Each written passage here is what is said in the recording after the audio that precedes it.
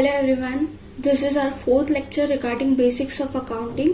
पहले 3 लेक्चर्स में हमने बेसिक्स, जनरल एंट्रीज और लेजर अकाउंट कैसे प्रिपेयर करते हैं वो देखा था। लेजर अकाउंट के बाद में आता है ट्रायल बैलेंस प्रिपेयर करना, जो कि आपके सिलेबस में नहीं है। आपको ट्रायल बैलेंस ऑलरेडी दिया होता है क्वेश्चन में, आपको उसी से आगे के अकाउंट प्रिपेयर करने होते हैं। हमने फर्स्ट लेक्चर में पढ़ा था कि ट्रायल बैलेंस के थ्रू, ट्रायल बैलेंस के बेस पे आप trading profit and loss account और बैलेंस शीट प्रिपेयर करते हो। ठीक है, तो अब trading profit and loss account में मेनली कौन सी ऐसी चीजें आती है वो आज हम इस लेक्चर में देखेंगे। ऐसे वैसे तो बहुत सारी चीजें हैं ट्रेडिंग और प्रॉफिट एंड लॉस अकाउंट में आती है, लेकिन जो कॉमनली मोस्टली क्वेश्चन में पूछा जाता है वही चीजें मैंने आज कवर की है। So let's get started. अब सबसे पहले ट्रेडिंग एंड पीएनएल अकाउंट बनेंगे। ये दोनों अकाउंट हमेशा साथ में ही बनते हैं। पहले ट्रेडिंग बनेगा, ग्रॉस प्रॉफिट निकलेगा और उसी के नीचे पीएनएल अकाउंट का स्टार्टिंग होगा। तब देखो, ट्रेडिंग हमने लेजर में देखा था कि जिस तरीके से लेजर का फॉर्मेट होता है पर्टिकुलर अमाउंट, उसी तरीके से ट्रेडिंग अकाउंट का भी वही फॉर्मेट है। Left hand side debit side कहा जाता है और राइट हैंड साइड को क्रेडिट साइड कहा जाता है। ये बीच में पर्टिकुलर अमाउंट ये डेबिट हो गया, पर्टिकुलर अमाउंट ये क्रेडिट साइड हो गई। अब डेबिट में हमने देखा था कि 2 लिखा जाता है और क्रेडिट में देखा था कि बाय लिखा जाता है हर जगह। So let's start. पहला आइटम है डेबिट साइड में ट्रेडिंग अकाउंट के ओपनिंग स्टॉक। जो भी स्टॉक हमारा इस साल के स्टार्टिंग में ऑलरेडी इस फाइनेंशियल ईयर को स्टार्ट जब हमने किया तो हमारे पास ऑलरेडी जो स्टॉक था उसको ओपनिंग स्टॉक बोला जाता है और वो ट्रेडिंग में आता है क्योंकि ये मटेरियल से या फिर प्रोडक्ट से डायरेक्टली रिलेटेड है। और हमने देखा था कि ट्रेडिंग अकाउंट में सारे डायरेक्ट एक्सपेंसेस आते हैं। सेकेंड चीज, परचेसेस। अब परचेसेस 2 टाइप के होते हैं। जर्नल एंट्री पास करते टाइम पे हमने देखा था कि कैश परचेस होता है और क्रेडिट परचेस होता है। तो परचेसेस और उसमें हमने 2 और सब टाइप्स बताया, कैश और क्रेडिट। ये तो इनर कॉलम में लिखा जाएगा इन दोनों का अमाउंट, और इन दोनों का टोटल आउटर कॉलम में लिखा जाएगा। तो ये यूज होता है इन 2 कॉलम्स का। अगर आपके पास कुछ ज्यादा एडजस्टमेंट नहीं दी है ना, तो आप ये वाला कॉलम नहीं भी बनाओगे तो भी चलेगा, क्योंकि आपके पास फाइनल अमाउंट होती है, आप सीधे सीधे यहाँ लिख दो। लेकिन इस तरीके से जब आपको बाइफर्केशन दिया होता है तो आपको इनर कॉलम बनाना चाहिए ताकि प्रेजेंटेशन अच्छा दिखे और पढ़ने वाले को इजीली समझ आ जाए कि लिखा क्या है। सो हमने क्रेडिट और कैश ये दोनों परचेसेस अलग अलग दिखाया है और इनका टोटल हम यहाँ लिखेंगे। लेकिन यहाँ एक और एडजस्टमेंट आती है रिटर्न्स की, यानी हमने किसी से परचेस किया और उसको हमने गुड्स रिटर्न कर दिया तो वो चीज भी यहाँ माइनस कर देते हैं, क्योंकि परचेस में है ही नहीं। वो परचेस किया था लेकिन वापस दे दिया, तो मेरे पास माल है ही नहीं तो मैंने हटा दिया परचेस से, वो अमाउंट लेस कर दिया। ये तीनों इनर कॉलम में हम कैलकुलेशन करके जो भी नेट अमाउंट आएगा वो आउटर कॉलम में लिखा जाएगा।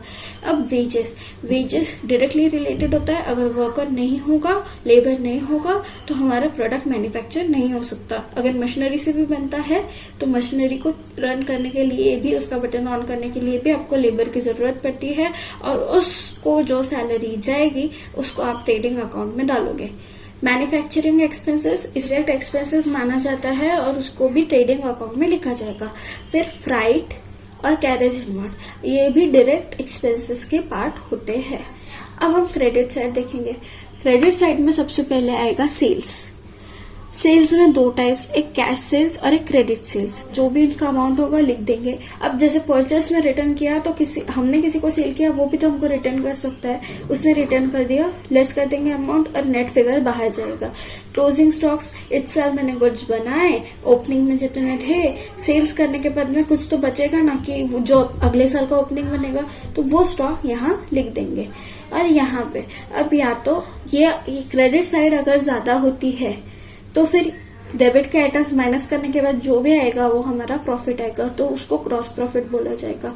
लेकिन अगर डेबिट साइड ज्यादा हुई और क्रेडिट साइड कम हुई तो हमारा जो भी होगा बैलेंसिंग फिगर उसको ग्रॉस लॉस कहा जाएगा।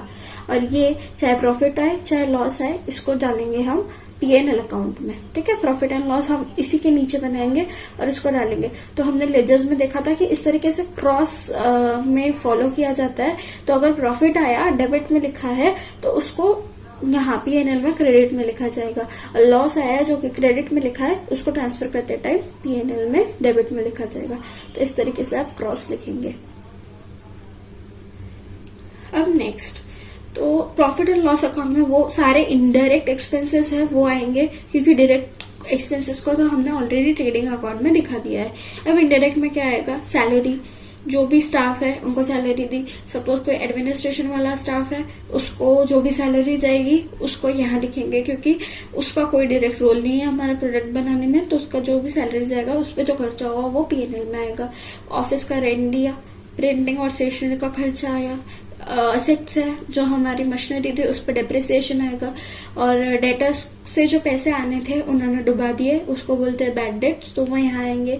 प्रोडक्ट सेल होने के लिए हमने एडवर्टाइजमेंट की थी, वो भी P&L में आएगी। Selling and distribution, product sell करने के लिए हमको थोड़ा सा जा जाके मार्केटिंग करनी पड़ी थी, जा जाके देना पड़ा था, तो जो भी खर्चा आएगा उस चीज का वो यहाँ आएगा। बाद में रिपेयर्स, कुछ मशीनरी खराब वराब हुई होगी बीच में, उसको रिपेयर किया, वो यहाँ आएगा। और कैरेज आउटवर्ड, कैरेज इनवर्ड जो था वो ट्रेडिंग में माना जाता है, और कैरेज आउटवर्ड जो है उसको P&L में डाला जाएगा, वो यहाँ आएगा। अब डिस्काउंट अलाउड, बहुत बार हम सेल्स करते हैं तो सेल्स में हमको उनको डिस्काउंट देना पड़ता है। वो लोग बोलते हैं कि ठीक है हम पैसा तो दे देते हैं आपको, पर थोड़ा तो डिस्काउंट दो। तो ऑलरेडी जो हमारा सेल प्राइस होता है उस पे और हमने उसको थोड़ा सा डिस्काउंट दे दिया ताकि वो पैसा दे दे, तो जिस डिस्काउंट को वो हमारा खर्चा ही होगा उसको हम डेबिट कर देंगे। अब क्रेडिट साइड देखेंगे। क्रेडिट साइड में ग्रॉस प्रॉफिट जो ट्रेडिंग से आया था, अब जो भी इनकम मिली वो क्रेडिट में आएगी। रेंट मिली, सैलरी मिली, डिस्काउंट मिला, क्योंकि हमने भी तो किसी से परचेस किया है और हमने भी उसको बोला कि तेको पैसे जल्दी चाहिए तो थोड़ा तो डिस्काउंट दे दो, और तो उन्होंने भी हमको थोड़ा सा डिस्काउंट दिया, तो डिस्काउंट मिला, ये हमारी इनकम हो गई, तो वो यहाँ आएगी। इंटरेस्ट मिला, हमने बैंक में कुछ सिक्योरिटीज परचेस की होगी, उस चीज पे हमको इंटरेस्ट मिला। फिर डिविडेंड मिला, शेयर्स पे डिविडेंड मिल गया, या फिर कुछ और काम किया होगा जिस पर कमीशन मिला। तो ये सारी चीजें जितना भी मिला वो इधर आ जाएगा क्रेडिट साइड में, और जितना भी खर्चा हुआ वो डेबिट साइड में आएगा। अब अगर सेम कंसेप्ट जैसे ट्रेडिंग अकाउंट में था, अगर डेबिट साइड ज्यादा हुई और क्रेडिट कम हुई तो यहाँ जो आएगा वो लॉस आएगा, उसको नेट लॉस कहा जाएगा। ऊपर हम ग्रॉस लॉस कह रहे थे, इसको नेट लॉस कह देंगे। और अगर प्रॉफिट हुआ, सपोज क्रेडिट साइड ज्यादा है और डेबिट साइड कम है, मतलब बैलेंसिंग फिगर डेबिट साइड आएगी, तो जो मिलेगा यानी वो प्रॉफिट होगा। तो उसको हम यहाँ लिख देंगे बैलेंसिंग फिगर नेट प्रॉफिट के नाम से, और दोनों अकाउंट्स को टैली कर देंगे। और ये वाली जो 2 लाइंस है जैसे हमने लेजर में देखा था कि टैली होने का साइन है।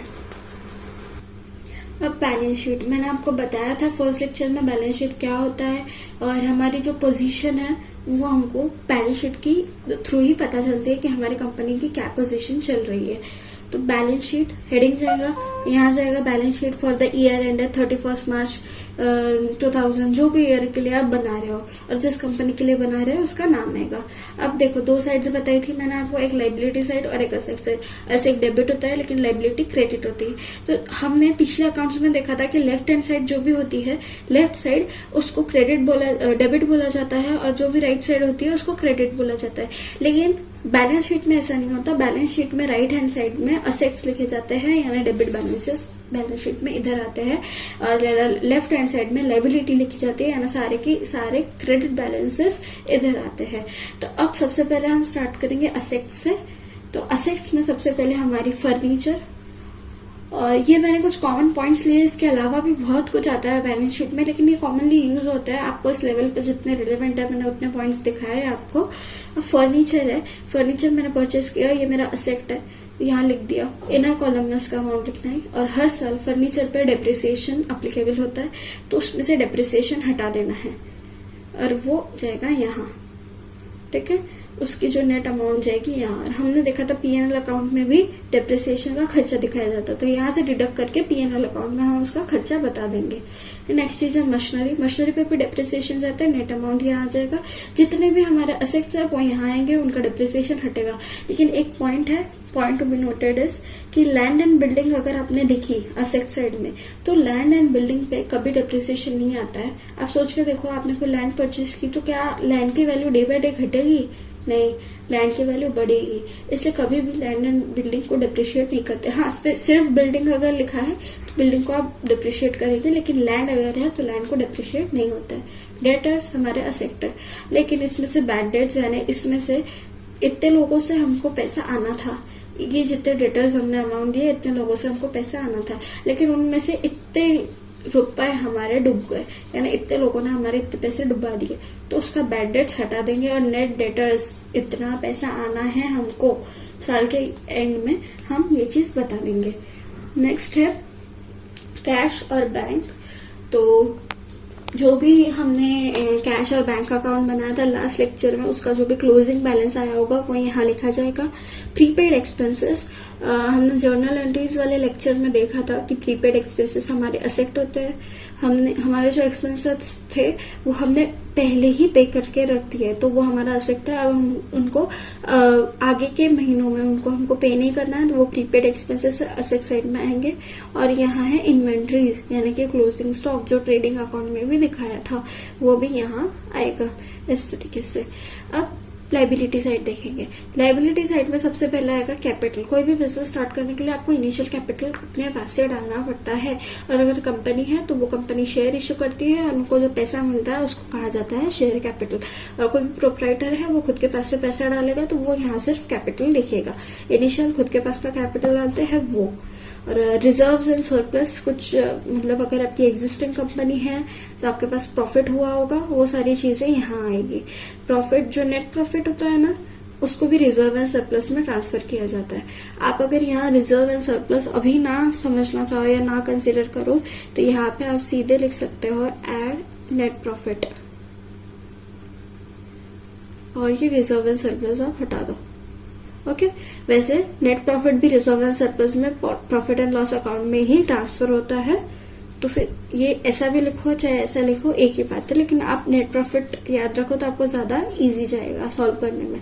अब लॉन्ग टर्म लोन, इतना पैसा मेरे पास नहीं था कि मेरा बिजनेस अच्छे से खड़ा हो सके, तो मैंने बैंक से लोन लिया था। बैंक से लोन लिया, उसको लॉन्ग टर्म लोन कहा जाता है। 5 साल के बाद मैं रिपे करूंगी, ये लॉन्ग टर्म लोन है। तो लाइबिलिटी है, खर्चा है, यहाँ आएगा। क्रेडिटर्स देखे थे हमने, ये करंट लाइबिलिटी है, यानी कुछ ही महीनों में हमको पे ऑफ करनी है, ये लिख दी। और आउटस्टैंडिंग एक्सपेंसेस, आउटस्टैंडिंग है ना, जो एक्सपेंसेस हमारे ड्यू तो हुए लेकिन हमने अभी तक उनको पे नहीं किया है, तो ये हमारा खर्चा है और इसको हमको लाइबिलिटी में बताना पड़ेगा। ये असेट्स और लाइबिलिटी दोनों की टोटल मैच करेगी तभी कहा जाएगा कि बैलेंस शीट टैली हुई है, यानी असेट की वैल्यू और लाइबिलिटी की वैल्यूज इक्वल है at the point of time.